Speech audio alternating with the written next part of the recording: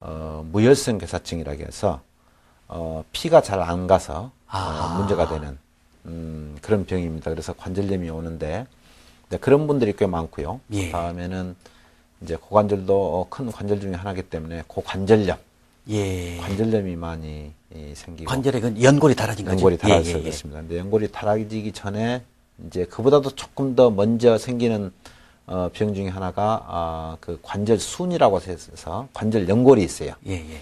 근데 관절 연골이 이제 파열이 돼가지고 엑스레이 찍어도 전혀 문제 없고 보통의 일반 MRI 찍어도 안 나타납니다.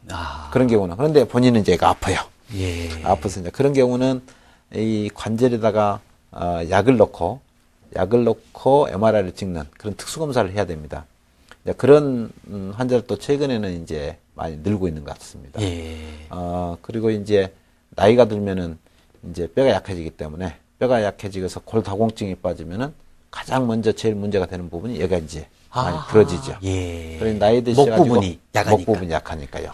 그래서 이제 나이 들어서 길 가에 가다가 딱 넘어졌다. 넘어졌는데 일어설 수가 없고 꼼짝 못 하겠다. 그러면 이제 되게 고관절 부러진 경우가 많습니다. 가장 중요한 부분이 부러져 버리는 거예요. 그렇습니다. 그래서 이제 그런 여러 가지 질환이 있어서 그것을 이제 치료하는 방법이 뭐 여러 가지가 있지만은 그래도 가장 많이 치료하는 방법이 이제 거기에 인공관절, 인공관절로 대체하는 그런 수술이 가장 많이 되고 있습니다. 그 방법에 대해서 좀 소개해 주셔야 그래서 되겠습니다. 이제 인공관절 하는 방법에도 또 이제 여러 가지가 있습니다. 예.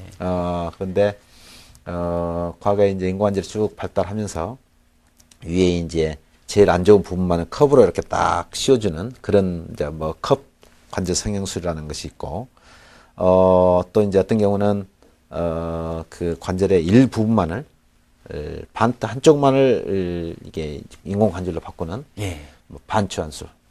또 이제 관절이 이렇게 위에와 아래로 두 군데로 돼 있으니까 위에도 관절로 치환하고 아래도 관절로 치환하고 전치환술. 그런데 가장 많이 사용되고 있는 것이 이제 전치환술입니다.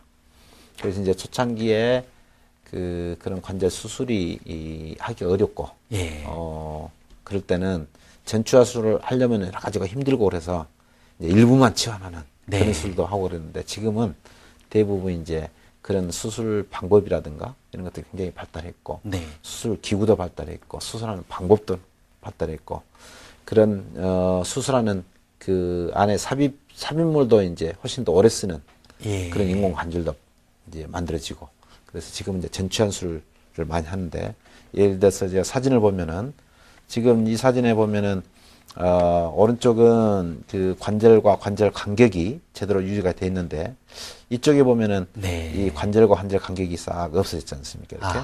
이렇게. 이 경우는 이제 안에 있는 연골이 다 달아진 거죠. 달아져서 이제 뼈와 뼈끼리 닿는 것인데. 그러니까 굉장히 아프겠습니다. 저럴 때는 걸을 때. 걷지도 못하겠죠, 저 정도면. 이제 걷기는 근데 엄청 이제 절면서. 그래서 이제 이게 수술한 겁니다. 인공관절로. 이렇게 안에다가 이제 이렇게 위에 있는 컵같이 씌워서 하는 거. 그 밑에 있는 관절을, 인공관절을 이렇게 넣어가지고 이제 인공관절로 바꿔주면은. 그러면은 김대중 전 대통령 같은 경우 이런 수술을 했어야 되죠. 하면 이런 관절을 인공관절로 바꿔줬으면은 좋았겠다. 통증도 전혀 없고. 통증도 없고. 정상적으로. 지팡이 없이도 정상적으로 걸을 수 있고. 그렇습니다. 근데 왜 안 했을까? 참 안타깝습니다. 좀 안타깝죠. 안타깝습니다. 또 다른 사례가 있으면 좀 보여주시죠. 여기에 이제 그림 보면은 여기에 나와 있는 왼쪽에 있는 그림이 그 인공관절 모형을 보여준 것입니다. 한 쌍이군요. 그렇습니다. 한 쌍을 지금 위에와 아래로 돼 있습니다. 여기에서 이제 위쪽이 여기고요. 아래쪽이고 이 중간에 이제 볼이 있어가지고 여기에서 이제 관절 운동이 일어나는 것이죠. 움직이는 부분입니다. 이쪽에 있는 사진을 보면은 여기는 이제 고관절에 인공관절이 들어있고, 또 이쪽에는 왼쪽 무릎에 인공관절이 들어있고, 또 이쪽에는 오른쪽 발목 관절에 인공관절이 들어있고, 또 어떤 분들은 위에 양쪽에 인공관절 하신 분, 양쪽 무릎에 인공관절 하신 분, 그런 분들이 많습니다. 그래서 지금은 이제 이런 관절에 이런 인공관절이 발달돼 가지고 과거 같으면은 이렇게 이제 관절이 여러 군데 아프면은 정말로 일상생활 못 하고 집안에서만 있어야 되는 경우도 많은데 이런 이제 관절 수술이 발달돼 가지고 네. 엄청 많은 분들 아하. 혜택을 줄 수가 있게 됐습니다. 일상적인 생활을 통증 없이 자기 관절처럼 가능하게 하실 수 있다. 그렇습니다. 그렇습니다. 대단하군요. 네네. 예. 그래서 이제 많은 그 환자분들이 궁금해하는 것이 관절 인공관절 수술하고 어느 정도 기능을 할 수 있느냐. 네.